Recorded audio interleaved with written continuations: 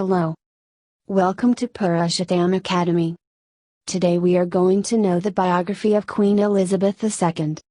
Queen Elizabeth, 1952-, was crowned head of state, head of the Commonwealth and Supreme Governor of the Church of England in 1952. She is the longest-serving British monarch and has presided over half a century of continual change both within the royal family, Great Britain and the Commonwealth. Elizabeth was the eldest child of Prince Albert, the Duke of York, later George VI, and his wife Elizabeth, later known as the Queen Mother. Her father Prince Albert was second in line to the throne until his elder brother Edward VIII abdicated in 1936, pushing the shy Prince Albert into an unexpected role of king. King George VI rose to the challenge though he died early in 1952. Elizabeth was educated at home, along with her sister Princess Margaret. During the Second World War, they were evacuated to Balmoral and later Windsor Castle. Towards the end of the war in 1945, Elizabeth joined the Women's Royal Auxiliary Territorial Service, where she served as a driver and mechanic. After the war, she increasingly stepped into her role of performing public service and made her first overseas trip to South Africa in 1947. Shortly before her 21st birthday, she said, "I declare before you all that my whole life, whether it be long or short, shall be devoted to your service and the service of our great imperial family to which we all belong."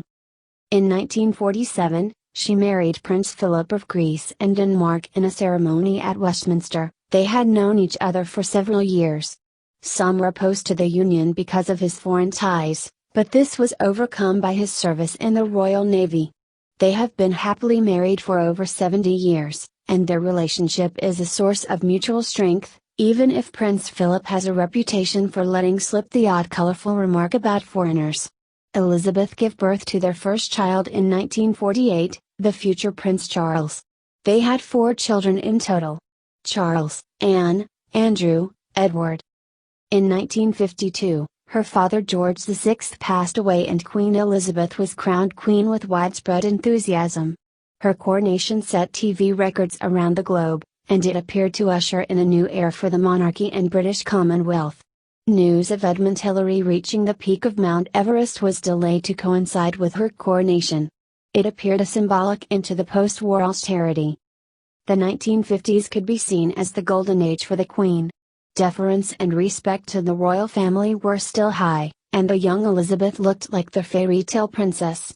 However, over the next few decades, widespread social change saw a decline in traditional attitudes to the monarchy. Also, the new era of TV and intense media scrutiny led to many unfavorable headlines as her children were caught up in marital problems and related scandals. Yet, there were still high points for the royal family, such as her Silver Jubilee in 1977 and the wedding of Prince Charles and Lady Diana in 1981. By the 1990s, the media had a widespread fascination with Princess Diana, but as their marriage broke down, the Queen was increasingly perceived as being out of touch. In 1992, she famously declared the year to be her annus horribilis. The year saw media headlines dominated by the marriage breakup of Charles and Diana, a fire in Windsor, and other criticisms of the royal family. In 1996, Princess Diana died in a car crash, and temporarily there was public dismay as the Queen appeared distant and refused to fly the flag at half-mast. But, after the Queen later expressed admiration for Princess Diana, the hostility evaporated. Nevertheless, the relationship between Princess Diana and the Queen were best described as being cool. The Queen placed great emphasis on her job as uniting the Commonwealth, a difficult job in the post-war period as decolonization led to many differing problems. However, the Queen usually received widespread acclaim, and many comment she was a real unifying presence at the Commonwealth meetings. In a speech at the United Nations, in 2010, she spoke of the importance of countries working together. "In tomorrow's world we must all work together as hard as ever, if we are truly to be United Nations."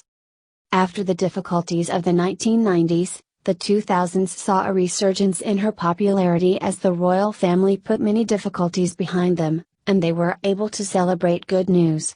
If 1992 was her annus horribilis, 2012, was perhaps her annus mirabilis. Firstly, in April, Prince William married Kate Middleton to widespread public enthusiasm. Then in summer, her Golden Jubilee was widely celebrated and popular despite the wet weather. Finally, in July 2012, she took part in the opening ceremony of the London Olympics, which was a huge global success. During her time as head of state, Queen Elizabeth has sought to refrain from interfering in political issues and provide a moderating influence on the nation. She is a committed Christian and often mentions her religious beliefs in her Christmas addresses. However, in her role as head of the Church of England, she has stated that she is committed to protecting the rights of all different faiths. Despite passing 90 years, she is in relatively good health and shows no sign of passing the throne to her heir Charles early. Though in recent years, she has begun to cut back on public engagements. Thanks for watching this video. Please subscribe for more updates.